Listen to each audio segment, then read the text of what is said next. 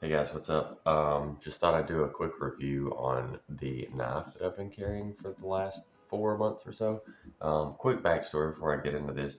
I had a Kershaw that I carried about every day for 12 years or so, and in this spring I lost it, and it was a very sad day because I was like, oh dang, my knife. Anyway, birthday rolls around in June, and my wife's like, oh hey, happy birthday and stuff. I was like, great, a knife because I needed one.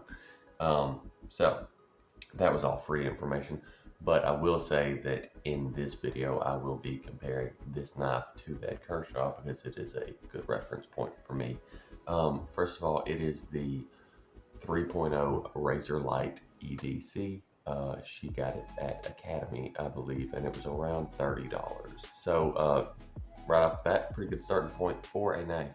And I will say that they came razor sharp right out of the box.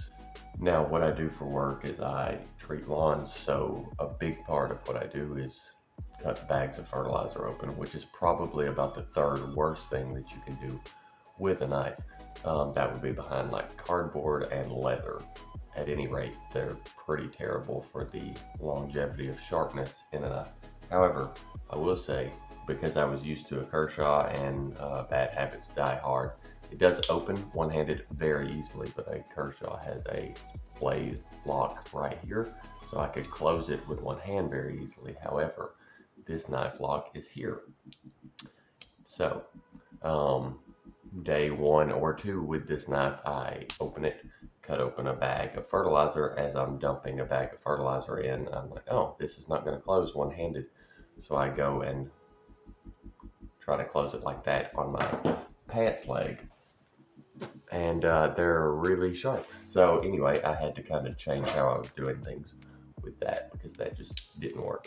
So that, in my opinion, is one kind of downside. If you are used to a one-handed close, this is not as convenient as that. Con number two, and probably the last con for this knife, is they're not very stabby, for lack of a better word, because they have this um, spot right here. I don't know really what to call that, but anyway, it's a rise where it's just not a smooth blade all the way down because there is a little thing that catches.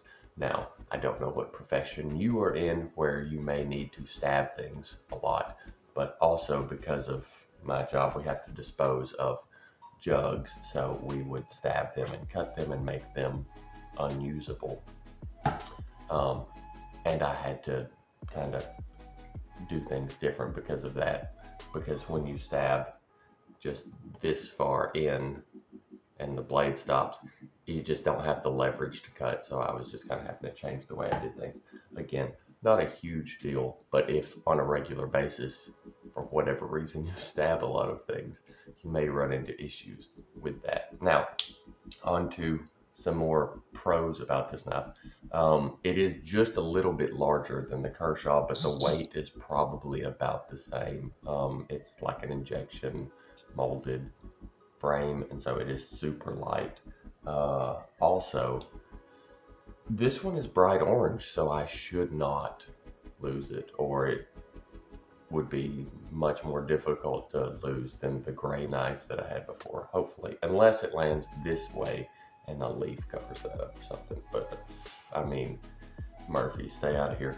I will say, like I said, carried it for right at 4 months now, and it is pretty dull. But like I said, I just about abuse my knives at work. Um, at one point in time, I really needed a screwdriver, and I don't know if you can see this, but yeah, right there, right on the tip. This blade is just, it's not as good as and I shouldn't have used that as a screwdriver anyway, but I was in a pinch. And anyway, so I would say that for probably a solid 2 months, this held a near razor edge. So not a bad deal on holding sharpness. I was worried about that because the blade is so thin.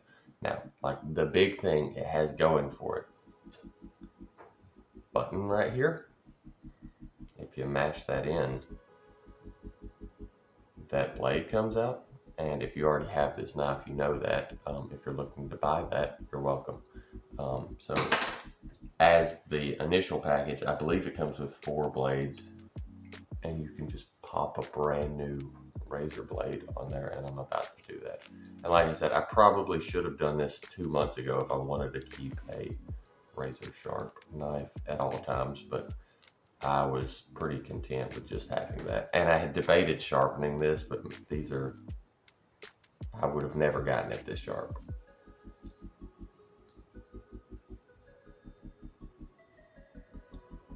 Yeah, and now you have essentially a brand new knife again. So yeah, that's pretty cool. As you can see,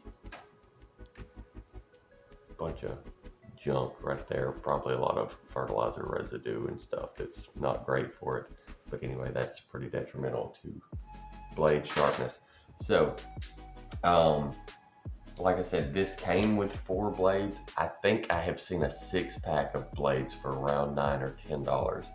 So if you got 2 months of razor sharpness out of every blade at $10 for 6, that would be $10 a year to keep a razor sharp knife in your pocket at all times, which is a pretty good deal to me. Like, to never break out a sharpening kit and always have brand new blades. That's a pretty good deal.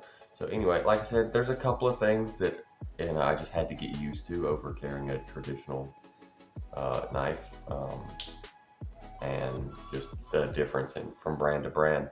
But overall, like, for $30 and then $10 a year, like, I don't know that you're gonna find a better knife unless you just need to stab stuff a lot.